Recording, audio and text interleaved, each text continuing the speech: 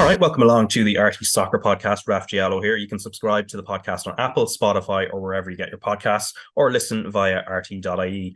Also, you can watch the podcast on YouTube and get the latest episodes straight away by subscribing for free to the RT Sport YouTube channel.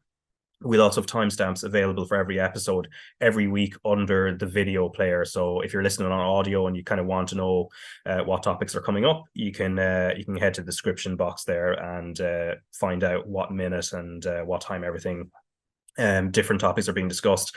But we've plenty to talk about with the women's internationals resuming with the next set of Nations League fixtures and a weather-affected schedule of League of Ireland games.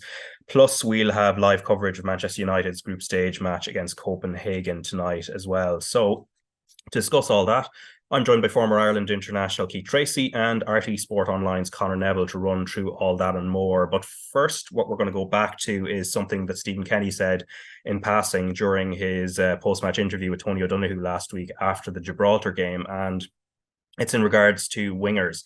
He was talking about Mikey Johnston, who had a really good game against Gibraltar, and he slipped in something about a player potentially coming on board. And it appears from what Dan McDonald has reported in the Irish Independent last week that that player in question is Kasey McAteer, the Leicester City winger. So, Conor, obviously last week we played out the full Stephen Kenny interview, but I'm just going to play a snippet here where he's talking about Mikey Johnston and wingers. Yeah, you know, I love wingers, absolutely. Adore wing play. Just so it's been.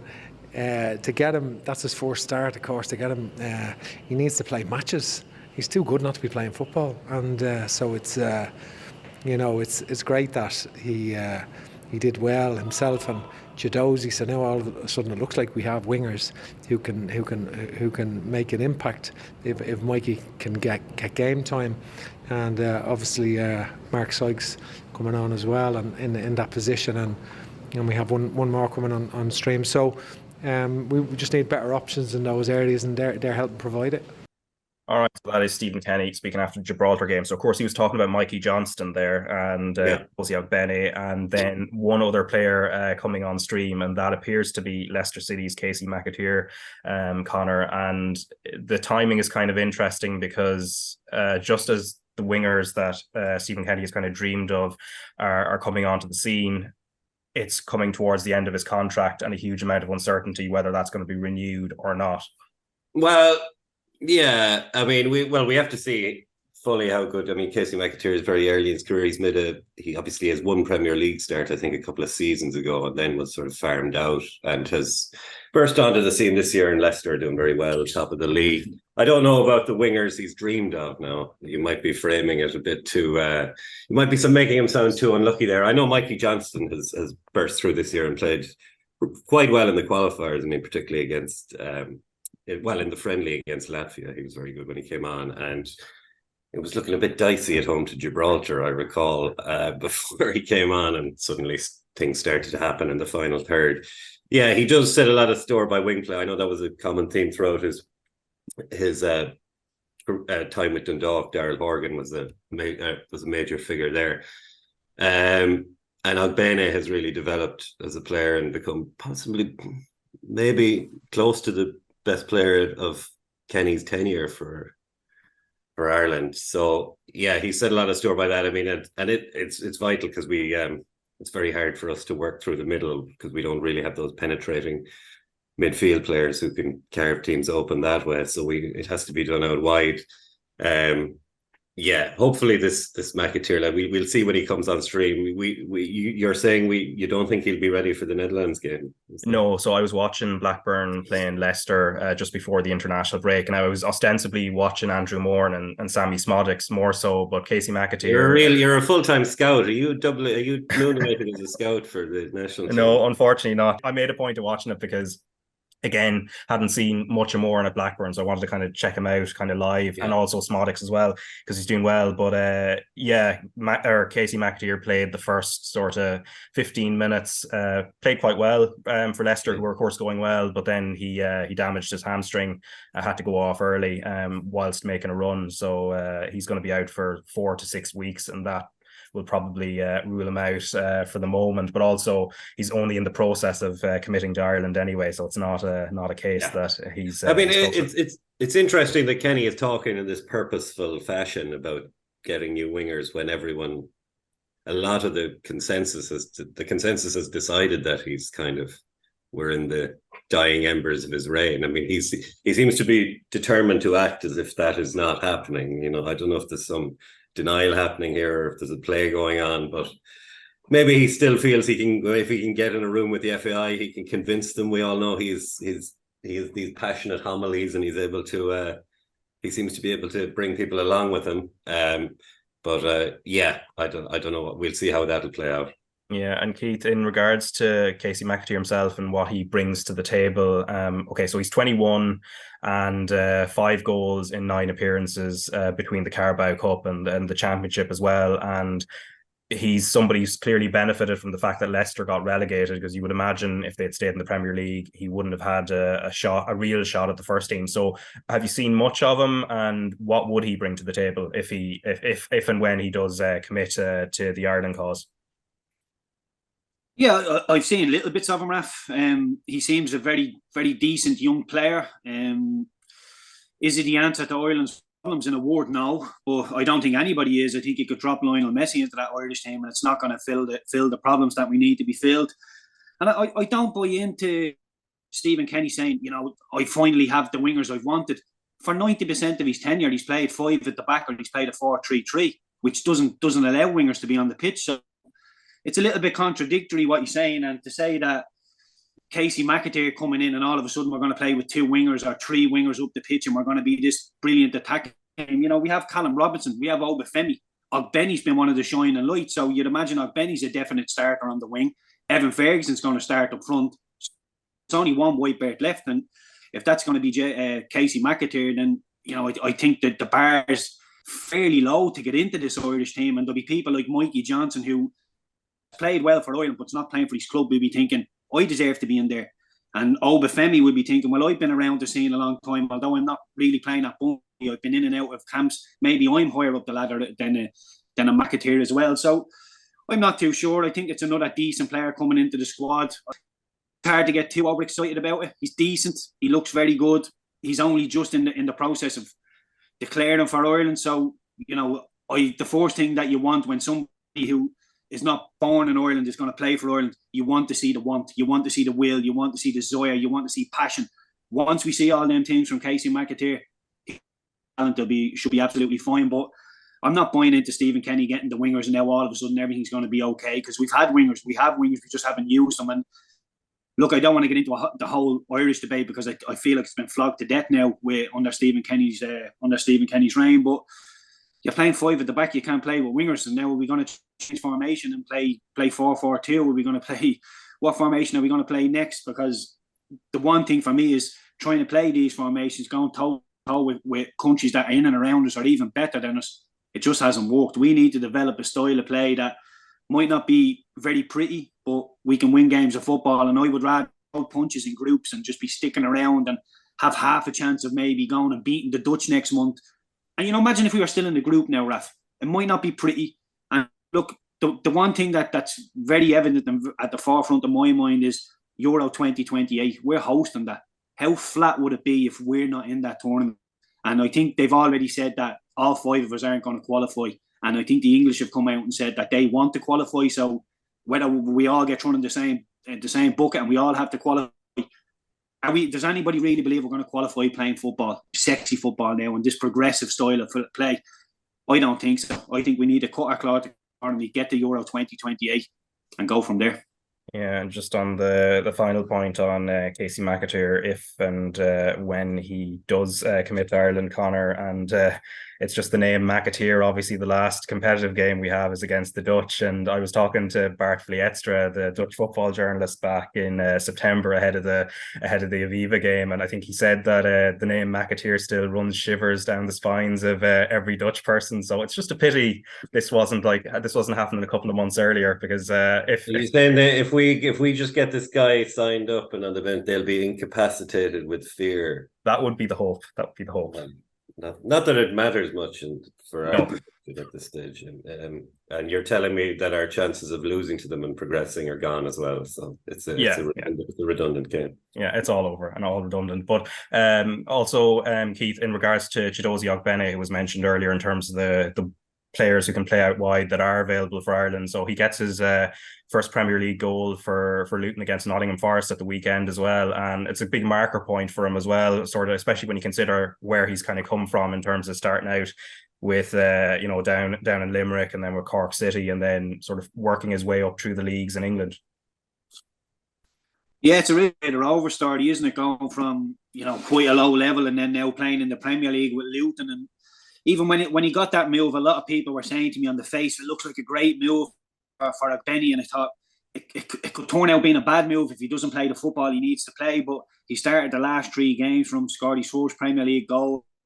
Again, even when Luton are getting beat, I'm hearing murmurs that the Luton fans are quite happy with how he's playing and how he's going about his business. And he's going from strength to strength with us. I think in a struggling Irish team, he's that one shining light that he will do his defensive duty and he can pick the ball up deep in our half and he can go and get us deep into the opposition half. He has that running power. And you see it even against the French up against Hernandez. It was just a physical battle that Hernandez didn't really want to get involved in. So, yeah, Ogbene's been really good. His goal was well taken. He actually slashes across it. And how many times have you heard a commentator said he hits it, but he hits it too well and it goes straight at the goalkeeper? He actually just hits it and it slashes across it and it just goes up into the top corner. It's a brilliant turn on the finish. It's all about just making contact when you're swiveling like that. So fair play to Ogbene. I've been to nearly every Irish game the last couple of years, and he's the one shining light. He's the one player that you think, well, at least Ogbene's playing. He might get me on the edge of my seat, because at times it can be quite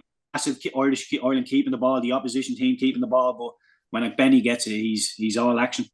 Yeah, and also one final point before we talk about the women's national teams, there's also Trent Conor-Doherty to watch out for as well. I think the Sky cameras picked up, but now he's from Derry. He's been in the Liverpool Academy now since last summer, but the Sky cameras picked him up training with the Liverpool first team this week. Quite highly rated, capped for the Ireland under-17s, scored a hat-trick for the Liverpool under-18s against Sunderland recently, so he's 5 goals in 5 games in the under-18 English Premier League and plays as a winger. So in terms of wingers of the future, and as one former winger in James McLean is kind of leaving the scene, there's another from that kind of neck of the woods as well, seemingly coming through, but obviously very young player. So just when Stephen Kenny's about to leave. No, I think this young lad's still a good few years away anyway. It seems. But in terms of the women's national team, of course, they're playing Albania home and away. So these are the next set of Nations League games, Friday, 27th of October. So this Friday, 5:15 p.m. The coverage starts on RT2 and the RT Player. And then on Tuesday, they're away in Albania. So that's Tuesday, 31st. Again, that game also live on RT2 and the RT Player. And Conor, looking at it in terms of the rankings, Hungary and Northern Ireland, who Ireland dispatched quite easily last month, are 42nd and 47th in the FIFA rankings. Then when you consider that Albania is 72nd, it does show there's going to be a huge gulf in class. And to be fair, Eileen Gleeson's team would be favourites to win this even more convincingly than the games last month. Yeah, at the risk of sounding like older pundits, I'm going to say I don't know much about them, Raf, but I know I've seen from their results they drew at home with Hungary and they lost to Northern Ireland. So given how Ireland made such light work of those two outfits, you'd imagine this will be a routine 6 points. And yeah, I mean, they're obviously going to top that group and they'll progress to League A, presumably, for the next. Yeah, they progress to League A, which will be similar format to the Nations League for the next set of Euro qualifiers. Yeah, it'll be interesting to see. It'll be interesting to see how they survive up there. And it's all going very well. And obviously their manager search is ongoing. I mean, they seem to be going swimmingly under Eileen Gleeson, although I know she's very clear she doesn't want it on a permanent basis. It's all going well for them. And Kasey McAteer scored another screamer at the weekend against Bristol City. Now I know Arsenal have made a sluggish start to the WSL season, but it's early days, and yeah, they've an abundance of riches at the minute. Yeah, and Kasey McAteer could play further forward because Megan Campbell, who had signed for Everton just before the end of the transfer window, she's back in the squad now under Eileen Gleeson, and that's something that the Ireland interim manager talked about in the press conference when she named the team. Look, Megan, as we know, has been out injured. She's been training herself, and she's now signed with Everton, so she's training at a really high level. She's still, of course, in a return to play process. She's had some minutes, but we feel like she can still bring something into the camp, her experience, and we can start to introduce her to the principles we introduced players in the last camp too, for moving forward for the December camp. So it's beneficial to us and beneficial to her, I think, to have her in with us at this point. Is she ready to start or play both games? We'll see when she comes in. I mean, I'm not telling you Megan's going to start in either game or play 90 minutes, but we're happy to have her in within camp. Can having someone of her quality there who can play left back, it's like you get more option. I know you played Katie further forward in the second half last time, but to play further forward in a better way. Yeah, I mean, look, we know what Megan brings. She's comfortable on the ball. She's got a nice left foot, and you might have noticed in the last two games we are trying to build, add that to the game, that we can, play out a little bit more, or definitely link from back through the thirds. So yeah, Megan is comfortable on the ball. She has nice balance on the left, so it's definitely another outlet for us to have Megan there.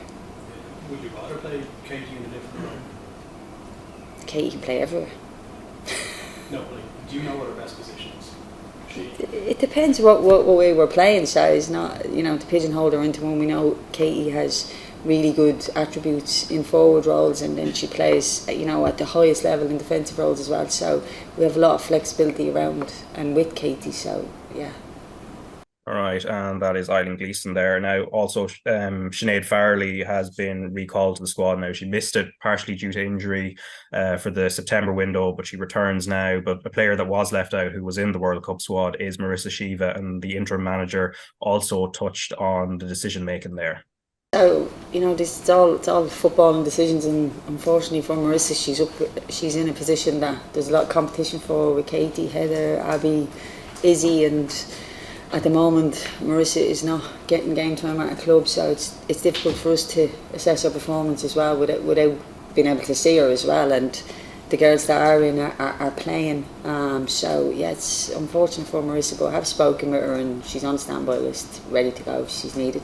All right, and that is Eileen Gleeson there. And of course, just a reminder, it's Friday, 5:15. The coverage starts the match against Albania. Now, in terms of the women, on that, Raf, I mean, one thing I noticed about the women's debate is that there's, and it could have been rumbling on if things turned out differently, there's no mention whatsoever of Vera Pauw's name at the minute. I mean, and we saw when Diane Caldwell's famous comments prior to the Northern Ireland match, and people were saying she was offering a big hostage to fortune, sort of laying into the manager, and there were people waiting with sort of people waiting to fire barbs if the result had turned out differently. And of course, the way it's gone, there's been no comeback on that now, because the team have obviously flourished. It does remind me slightly of Jonathan Wilson's old theory about Leicester, about how you get rid of a disciplinarian manager and you bring in a more relaxed regime. This is when you really flourish. I believe that was his explanation for Leicester winning the league.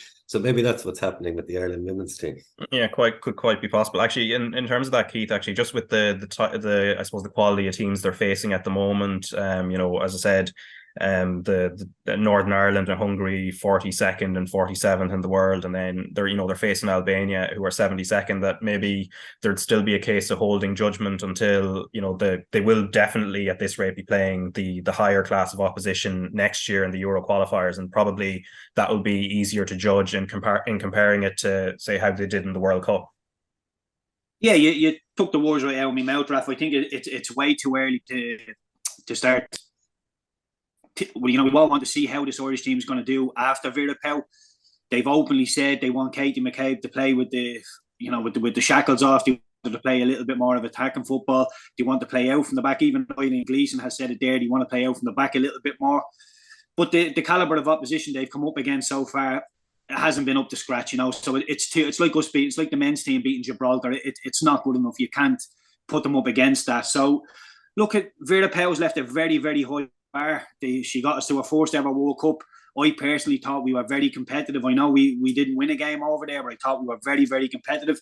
And she left the bar are very, very high. So now when we get to the Europeans or we get to a World Cup, and I'm not talking about qualifying, I'm talking about being in the group stages of this, the latter stages, then we can start thinking, right, has this team evolved? Because at the minute, Raf, they're just beating Cadam fodder, and I don't want to be disrespectful, but some of the teams are really, really poor, and the girls are just going out there and beating them easily, and they're playing Albania now in 2 games, and you would expect 6 points fairly easily as well. So, yeah, I think that we have to hold off on judgment now till they come up against teams in and around them, even teams slightly better than them, because the 3 teams they played in the World Cup on paper were better than them, and they played this rigid system to try and negate what the opposition had. So we'll see what it's like if they go and play toe-to-toe with these so-called bigger nations, how they come out.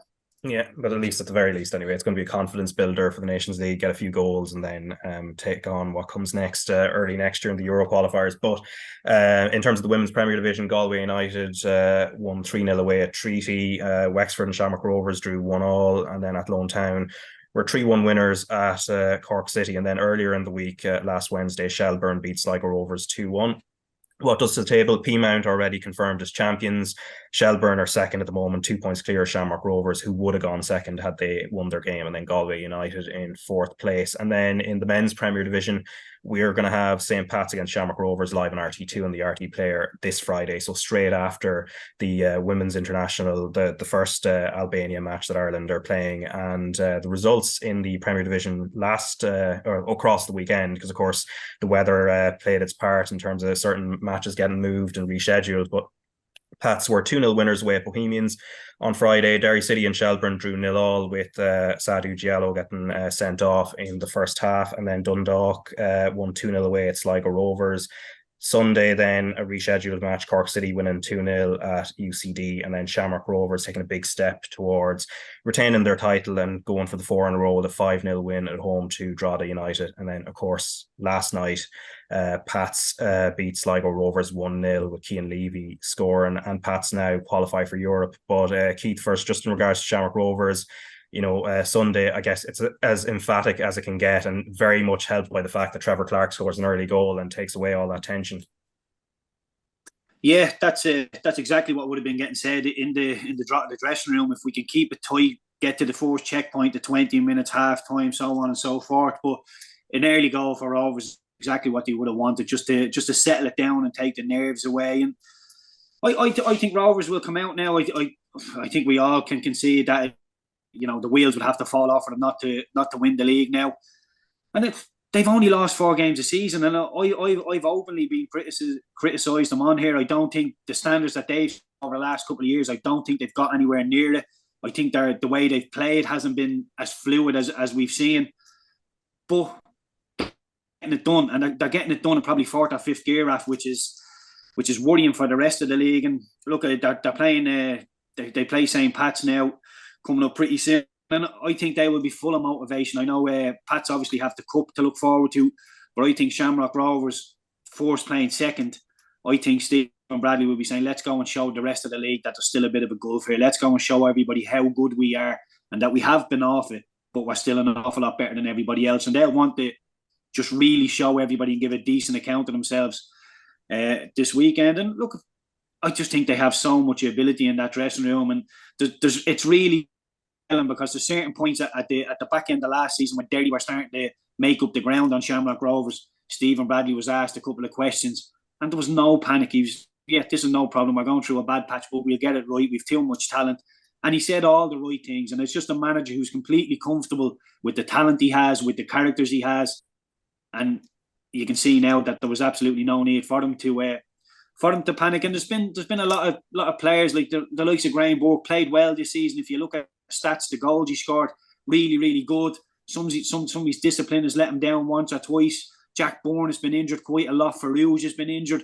So they have an awful lot of excuses there. But for me, they haven't reached the heights that we expect from our Irish champions. And of course, the European stuff leaves a bit of a taste in the mouth as well. But by far and away the best team of the league for me. And I don't want to write off this season already. I know it's still going, but I think St. Pat's now, they play Rovers this weekend, they'll be thinking, let's just get a little judge of where we are for next season, because as I say, Pats have the FAI Cup final to look forward to.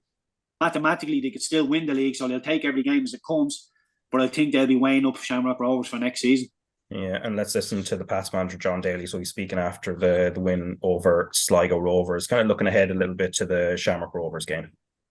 Friday night's game, obviously 2 big games to come now in the league. Tell us about Friday. What's your thoughts against Shamrock Rovers? Yeah, well, we obviously knew tonight we needed to win to try and keep the faint hope alive, and just keep it just one more, take it one more game and try and keep ourselves kind of thereabouts. We obviously need to beat them on Friday if we are to go and take it to the last game. Goal difference is obviously a big swing needed, which is unlikely. So we obviously need to beat them, and then probably hope Cork beat them and Sligo then do a similar job and Rovers don't score to give ourselves the best chance. So as you say, it's a big ask though, but the first thing to do is try and get a victory against them on Friday night. Yeah, the stars need to align, and for us to do anything. So, but no, we'll set up on. We'll obviously work hard now during the week, recover, and we get ready to go on Friday and try and get 3 points. I went to the game the other night. I thought they were very, very good, and they were very, very good, very clinical. So yeah, they're the best team in the country for a reason, and we obviously need to do what we can to try and get 3 points. Just a final question. You came in, took over, and now you're second in the league. You're in the cup final. Europe is qualified. You're still mathematically entitled for the chase for the league. How have you turned things around so quickly? I think the players have been excellent. They've obviously just bought into what we're trying to do, and I think results help. When you get a couple of wins, it gives them confidence. There's no easy games in the league.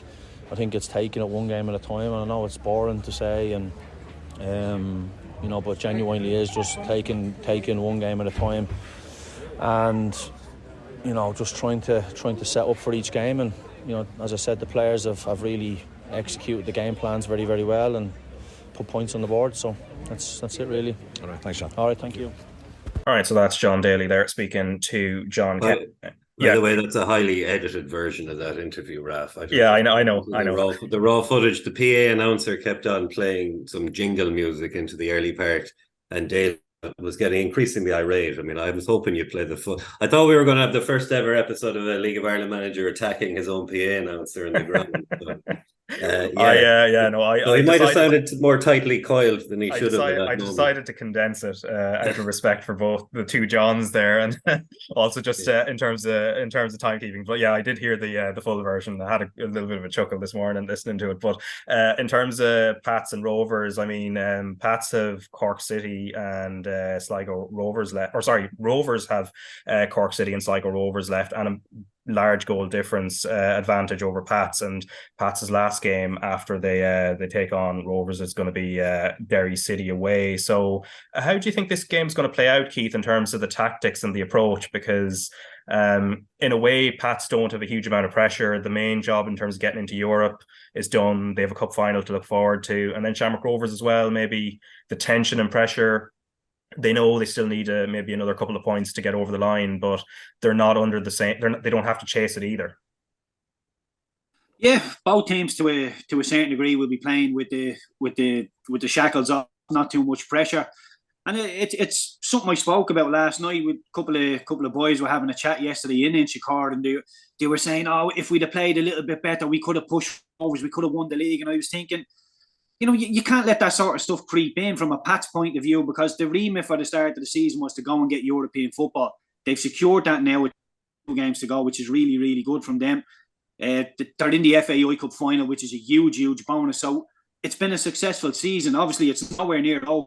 You want to get some silverware, and they could still finish first in the league. I know it's a huge stretch of the imagination, but mathematically, it's still possible. So to be still fighting on the league front, to be in the FAI Cup final, I think they far outweighed the expectations that, even the biggest Pats fan might have had, because this Rovers team are so good. So looking forward to the game at the weekend, I imagine that Pats will play with an open, expansive style of football as they usually do, because, like I say, I wouldn't be saying it's a free hit, Raf, because you'll be looking at next season and Pats will be thinking, Pats lost 10 games of football this season. That's too many. If you want to win the league, that's too many games of football to lose. So the first thing Pats need to do is an awful lot harder to beat. I mean, I think Shelbourne have only lost 6 games of football this season, which is it's mental when you think Shelbourne are 5th in the league, challenging for European honours. Pats have lost 10 games of football and they're second, challenging to win the league. It's ridiculous. So the first thing they need to do is, start drawing games that they should lose. And people always say this about champions, about Shamrock Rovers. I've said it a million times. They drew that game they should have lost, or they won that game they should have drew. Champions do that. They just get over the line when they shouldn't. And Pats this season, they've been really good. By and large, they've been excellent. Chris Forrester scoring goals left, right and centre.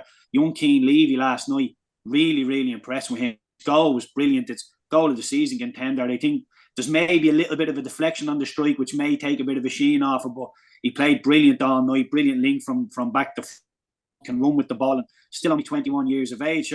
So many of the Pats players that are getting so many plaudits this season are young and up and could be at Pats for the next couple of years. So it looks really good from a Pats point of view. So yeah, I think we'll get a great game of football. I think, as I said, I think Rovers will play the game and think, let's go and show Pats that there is a gulf here. So they'll have a bit of a bite between their teeth, and Pats will be weighing Rovers up for next season and thinking, right, let's see if we can actually mount the title chase next season. And of course, John Daly said there, footballers can get flustered very, very easily if they start thinking about too many things. Just take it game by game, go and win the next game, secure second spot in the league and go and win the FAI Cup. They can't do all that now on Friday. They can only win the next game. So go and beat Shamrock Rovers and put a marker down for next season. And look, the worst thing anybody would ever want as a player is to go and mess up or draw it against Shamrock Rovers and not play well and lose. And then, the season's over. It just fizzles out. So just keep it going. Just keep it going as long as you can. It's a pity. We were close to having a title, a possible title decider this weekend. I mean, if Derry had kind of hung on to win that game against Rovers in the Brandywell, or if Pats hadn't surrendered a lead in Talca Park that time, I mean, we could have been there, but as it is, it feels like it's too far gone now. I mean, it's even if Pats win, which I'm not sure, I don't know in form, would they, Sligo and Cork don't look like they're going to stop Shamrock Rovers winning one. No. I think they would only need to win one of the last two games. Really. Yeah, pretty much, because they have a game in hand on Pats, which helps, and also goal difference is pretty sizable as well. So the other thing, Keith, as well, there's obviously Pats bet Bowes on Friday, but Bowes had a double blow as well on top of it, and it's Keith Buckley who's going to be out of the FAI Cup final and has a sort of long-term knee injury now, and that's in terms of the run-in for them, in terms of trying to make sure they stay at least in the top four, and then for the actual decider on the 12th of November as well. Like it's a tough blow for them. Yeah, it is. I'm devastated for Keith. I know Keith. I've played against him in the league, and every time you speak to Bowes fans, it's Keith Buckley this, Keith Buckley that. They absolutely adore him, and I done the commentary for Galway and Bowes down in Galway in the semi-final, and Keith Buckley was brilliant. And look, he wasn't stringing passes together. It wasn't an open, expansive kind of game. It was nitty gritty, get down, win your battles. And Keith Buckley was absolutely brilliant, shepherding people around him, talking to people, and just doing what you need to do in semi-final. Great understanding of the game, and yeah, he's a real character as well. I remember playing for Pats one day. I'm sure it was against Bowes, and he actually cycled up the Inchicore, and he remember seeing him coming down, throwing his bike on his back and just jogging down the steps. And I thought, my God, the centre midfielder I'm playing against has cycled to the game today.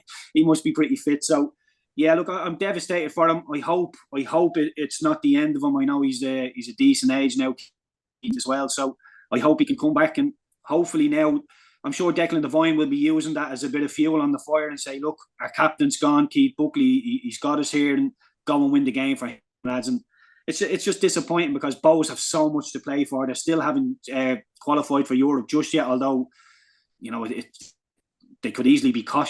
Shelbourne are doing really well. And obviously the FAI Cup final as well. So it's going to be a big, big miss, but hopefully Declan Devine can manipulate the situation and, as I say, throw a bit of fuel on the fire.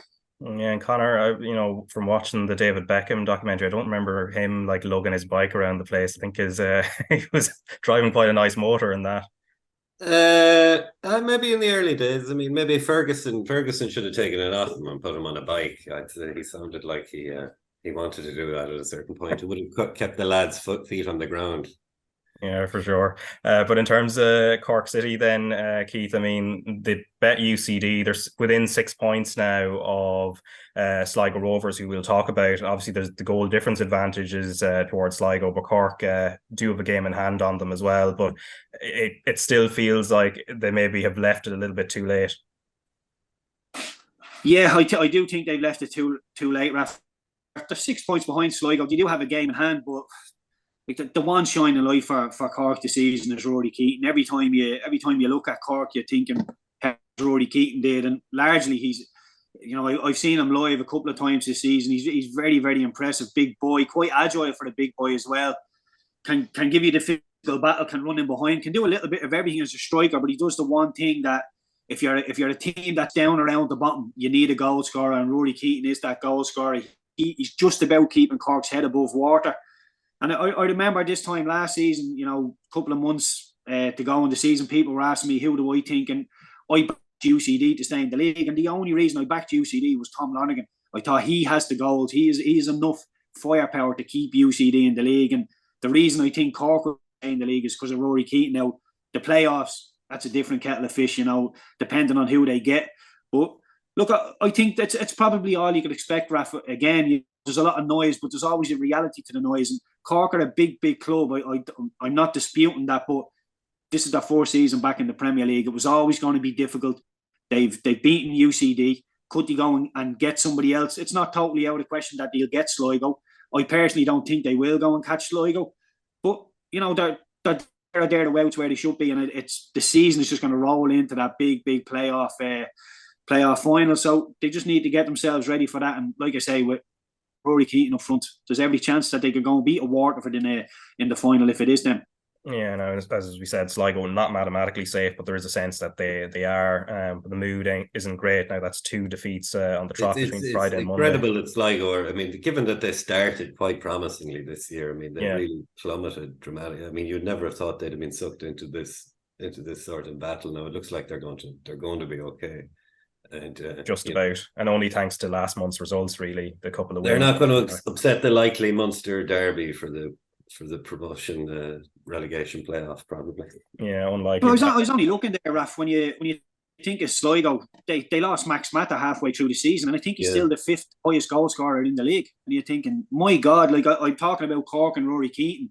Max Mata was arguably just as important to Sligo as Rory Keating was. So for him to walk out the door, can you imagine being a centre midfielder or anybody else in that dressing room just being so deflated, thinking the one shining light, the boy who's scoring the goals is going out the door. And look, obviously it's a stepping stone for Max Mata. We want him to do well, but if you're left behind in that Sligo dressing room, it just doesn't feel great, does it?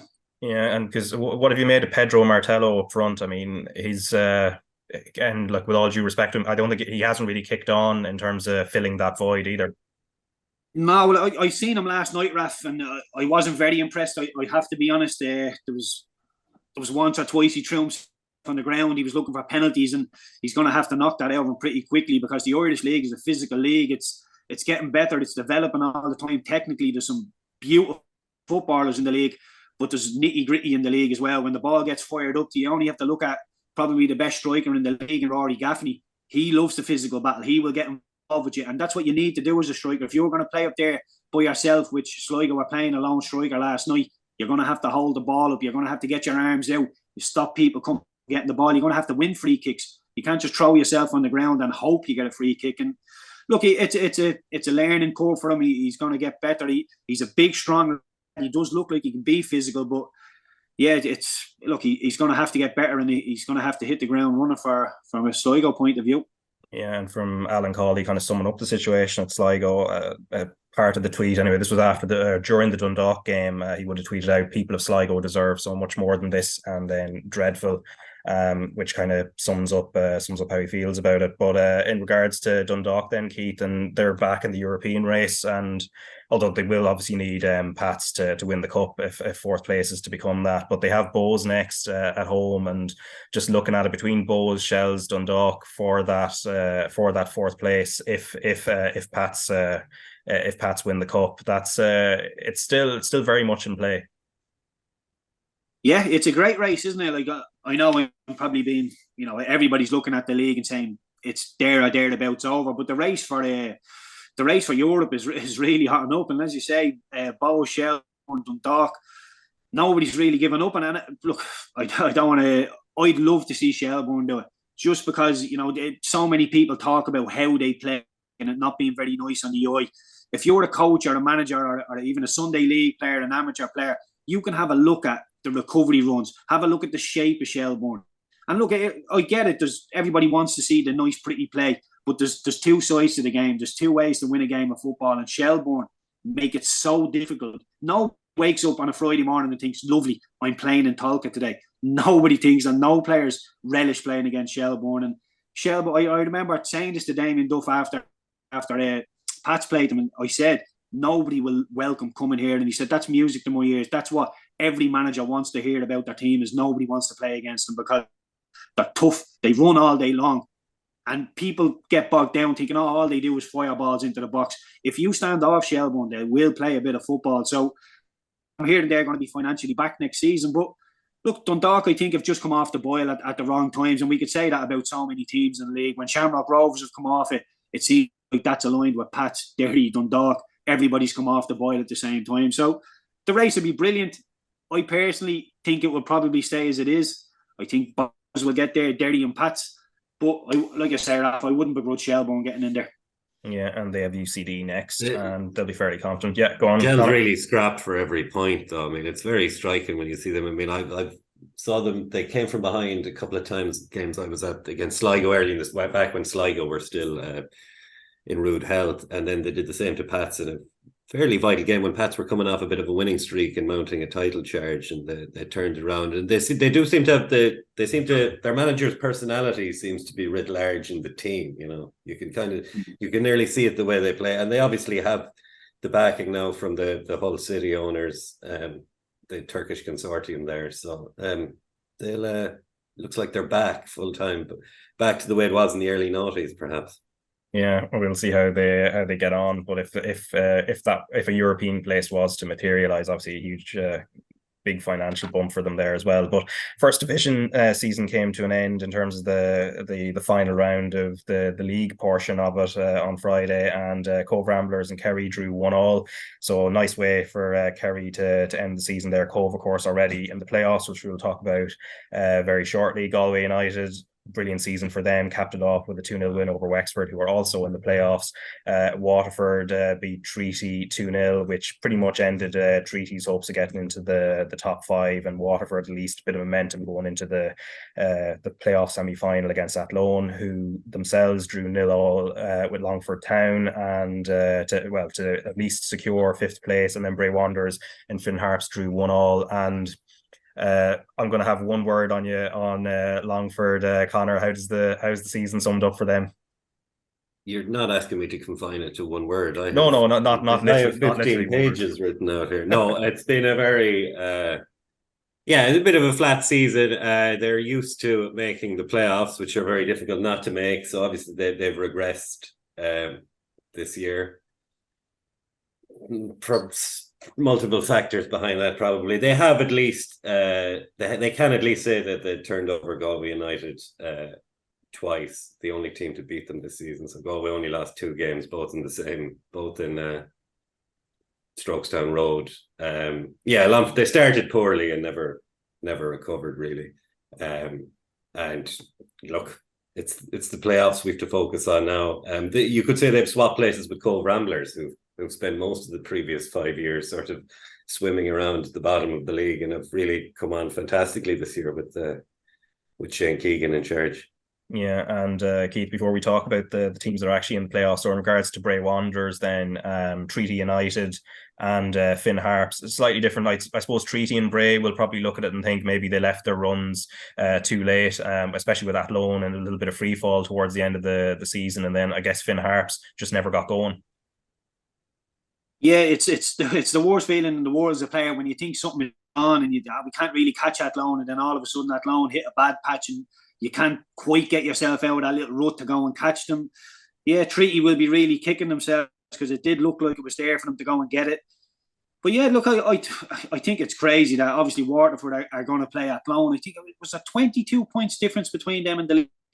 It's mental, isn't it? But look, I to be honest with you, I think Cove have done really, really well to get themselves in there. But I can't see past Waterford. Ronan Buckland with his 33 goals, the way they're playing, and I've had a little bit of a look behind the curtain down at Waterford as well. I went down there a couple of years ago to play a couple of games and get fit, and they're a Premier League club. The gym, the facilities they have down there, the pitches, the people in the background, they are a Premier League club. Some of the little players they have are excellent as well. So look, I just think it's a shame that we'll probably get Waterford into the Premier League and probably more than likely lose Cork. So it's just a bit of a shame. I'd like to spread it out and see some bigger counties get some big clubs into the league. But yeah, it is what it is. And look, I think I can't see past Waterford. I've seen them a couple of times, and I just think they're too strong up front and they can just blow teams away. But I remember saying this last season when they got UCD in the playoff final, I thought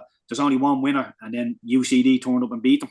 Yeah, so they're away for the first leg anyway of the first division playoff semi-final again at Athlone, 7:45 tonight, and at the same time, Wexford taking on Cove. And this is probably one, Keith, about two managers who've done really good jobs there. So Shane Keegan, as Conor Neville had just said there in regards to Cove, they've been swimming in the wrong end of the first division for a long time. Shane Keegan comes in towards the end of last season, and they've not looked back. And then James Keddy getting the Wexford job ahead of this season as well, and building on the good work Ian Ryan had done previously. Both clubs have gone from sort of being sort of in no man's land now and into maybe looking upwards. But out of the two, which one do you think is most likely to be playing Waterford when it comes to the playoff or the first division playoff final itself?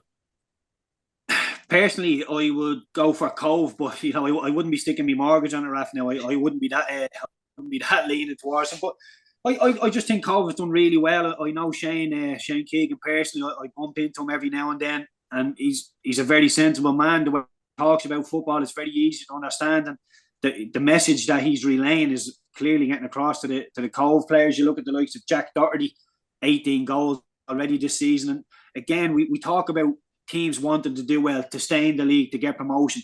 You need somebody to poke the head above the crowd and just start scoring goals for you. It can be a midfielder, a striker, whoever it is. And Cove just seem to have that. But look, I really enjoyed Wexford as well. I think Wexford have had a good season.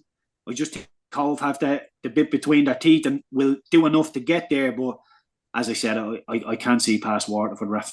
Yeah, and then we have a live Champions League coverage tonight as well. So Manchester United taking on Copenhagen. So that's live on RT2, and the RTÉ player kickoff at 8:00. And Keith, what have you made of Højlund and how he's fitted in? Because this is a kind of momentous day for him. He's going back to Denmark, going back to his boyhood club, Copenhagen. And I guess the last round of Champions League games did really well against Galatasaray. Unfortunately, got overshadowed by a pretty horrendous display at the other end of the pitch. Yeah, it's one of them. I think it's exactly what you say, Raf. If United were a firing team and playing well, and Højlund comes in and plays as he's playing, people would be absolutely raving about him. The fact that United are struggling a little bit, he's doing well. I'm enjoying him every time he plays. When United release their team, the first place I look is to see if Højlund is playing, because I do like watching him play. I think he's a decent all-round striker. He will score goals. I love the goal he scored. Was it against Nottingham Forest when Rashford just whips it across and heads it? He would put his head in front of a train. You see, every time there's a ball fist across the box, he is throwing himself at it. He's not thinking, will I, won't I? He just throws himself at it like they sort of tell goalkeepers to do. If the ball's going that way, just throw yourself at it to make sure you can't get there. He goes to meet it with everything he has. Big physical player, decent, strong boy. Yeah, I would be happy with him. I think he is a shining light for Manchester United, but the rest of the dressing room, Raf, is where the problems are. I'm looking at who I think will start for United tonight. You would think Varane and maybe Harry Maguire, maybe even Johnny Evans, eligible for the Champions League. But the centre-halves are a big, big problem. Amrabat as well coming in, looks like a decent player.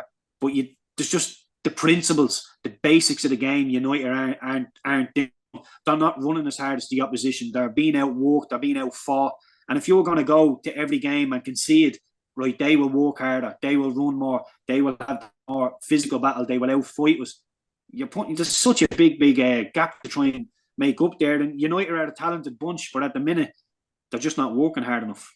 Yeah, and Conor, there was a piece I was reading in The Guardian. I was newsletter, Jonathan Wilson, who you mentioned earlier. He was replying to a supporter who was asking about when was the last time a midfield signing for Man United really worked out? And now they were talking more about players who are in their, early 20s, emerging players, not lads who are in their 30s, like Eriksen and Casemiro, who've done okay since they've gone there. But I think he came back with the answer that it was, in fact, all the way back to Michael Carrick, which is a very long time ago now. But in regard to one of the players that has stepped up, though, suddenly Scott McTominay, though, has he's been unshackled from Fred, who got carted away across the summer or during the summer, and even for Scotland, though, he's been on fire.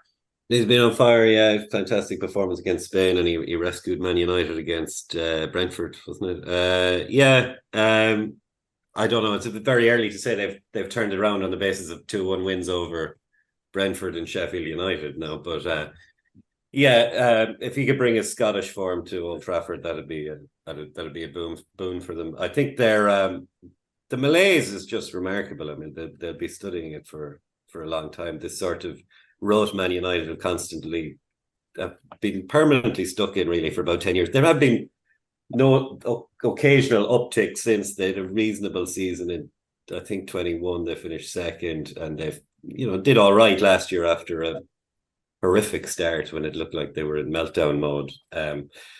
But they've retreated again early on this season. The Galatasaray game, all the positives from Highland is kind of spoiled at the other end. There seems to be a terrible burden or weight on players who transfer there. They seem to get sucked into the malaise at the club. They haven't fully recovered from their past, is almost the sense of them. The players appear burdened. There's a terrible atmosphere around there, and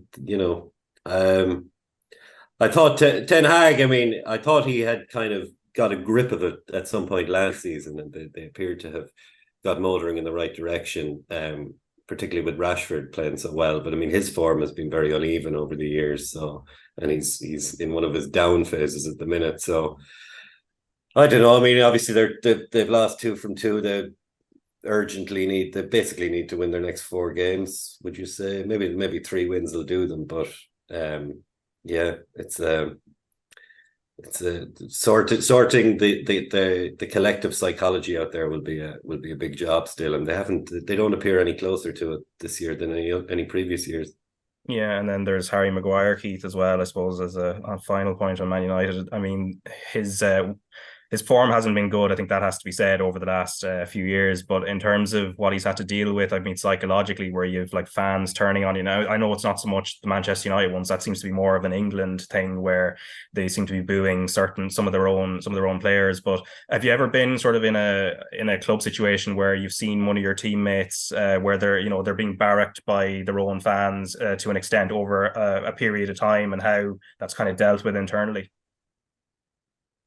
No, I've never had a set of my own fans, my own team I'm playing for, be one of their own players. I think it's so counterproductive. It's unbelievable, really, isn't it? But just to go back to it, Rafa, I'm a fan of Erik ten Hag. I think he's done really well since he came into Manchester United. The way he handled the Ronaldo thing, I thought it was the only way to handle it really, really well. But when you look at McTominay and you look at Maguire and Sancho, these boys can't be happy in the dressing room. And Maguire was heading out the door not so long ago. Maguire was heading out the door. He wanted a $1 million payoff, so he never left for West Ham. McTominay was told he could leave as well, and for whatever reason that didn't materialise. Now he's been told, "Oh, you've played well, and so you're going to go and play in an advanced role for us." And as a player, look, that's great. You're back in the team. It's brilliant. But as a player, you must be thinking deep down, you didn't want me a couple of months ago. Why do you want me now? Played well for me. And I think Ten Hag has done a lot right, but telling a player he can leave, and then even Harry Maguire, you can leave. We don't your sort of requirements, and then all of a sudden he's needed because Martinez is injured or Varane is prone to being injured.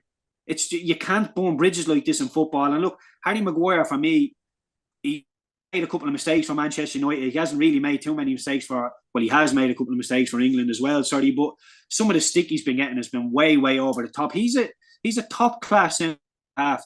Played in World Cups, played in European Championships, done really, really well.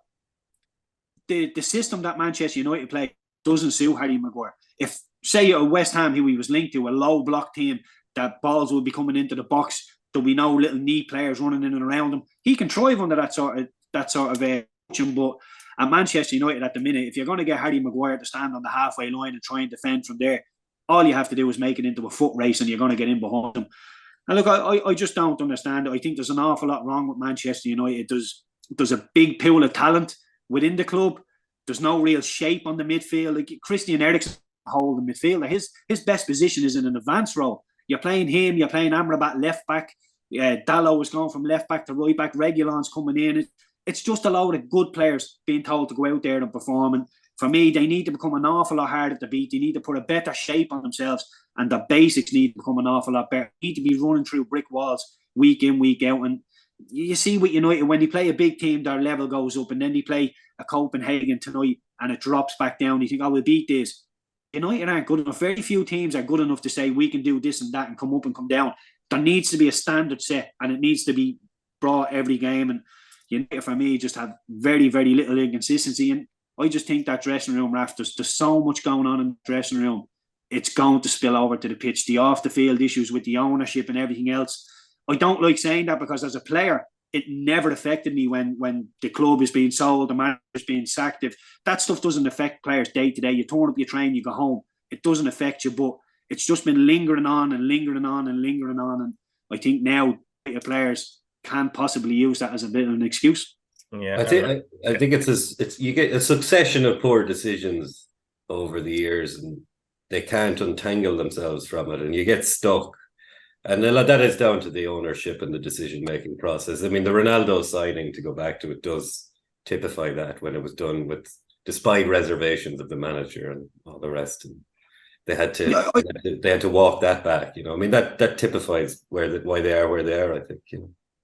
And United need, like, when you look at United's scouting system as opposed to Brighton's, like nearly every 90% of the players Brighton have brought in the last 5 years have hit the ground running and have become Premier League stars. United are shopping in a market now that they're not used to, because United would generally just go and cherry pick best players and say, we want you, you and you, and they would come to the club because Manchester United are Manchester United. Manchester United are not that draw anymore. They're not taking the best players in the world.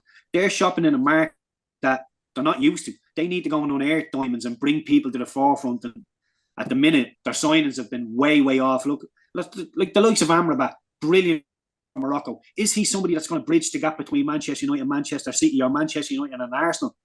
I don't think so. He might fill a gap for now, but signings that are going to be there for 2, 4, 5 years and embed leave a bit of a legacy at the club. These lads are just filling holes, and there's an awful lot of problems at the club.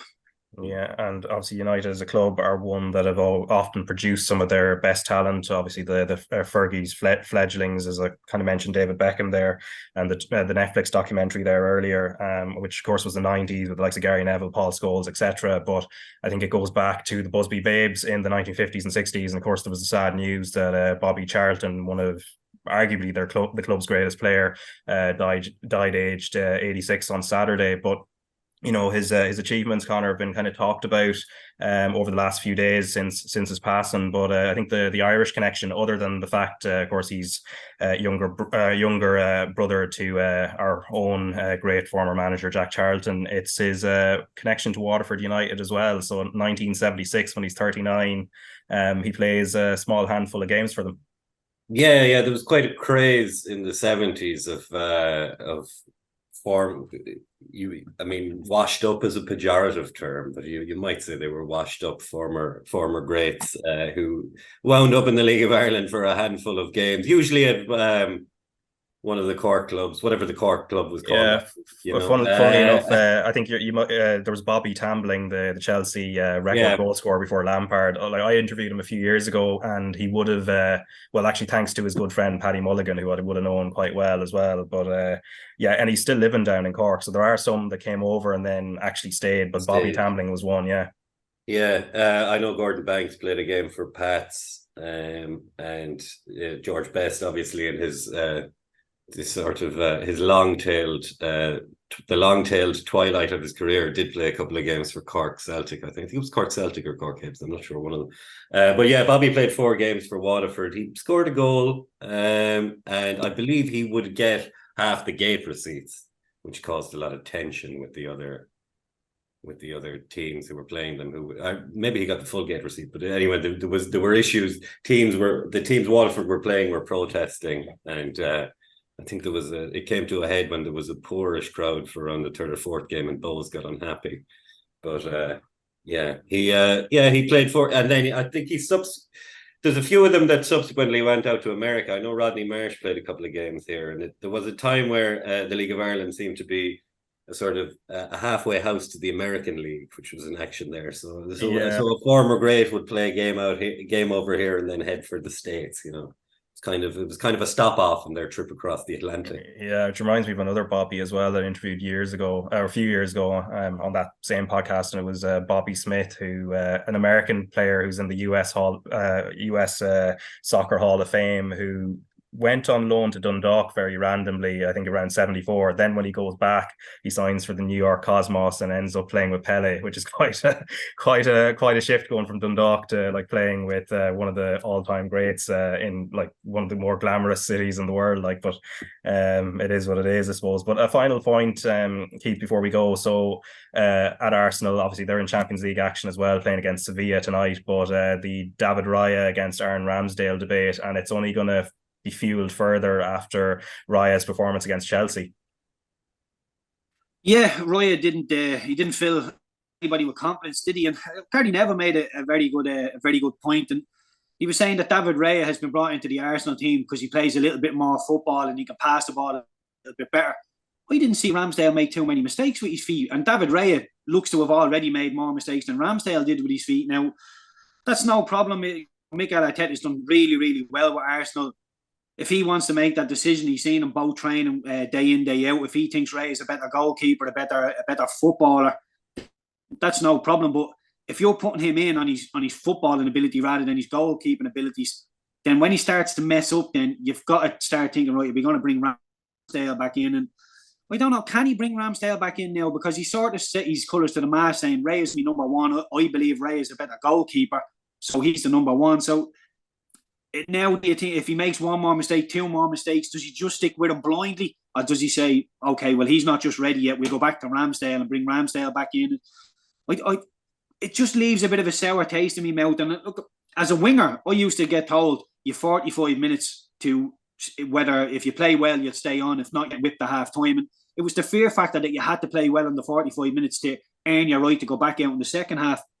Goalkeepers have been largely protected from that sort of stuff. You're the number one, and that's it. But I think every place is up for competition now, and the game is evolving. So I don't see why not. I just think it can get a little bit sticky if David Raya does start to make a couple of mistakes. Then Arteta's going to have a big decision to make. But just to go back to the Bobby Charlton one, Raf, I never met Bobby Charlton, but I met his brother Jack.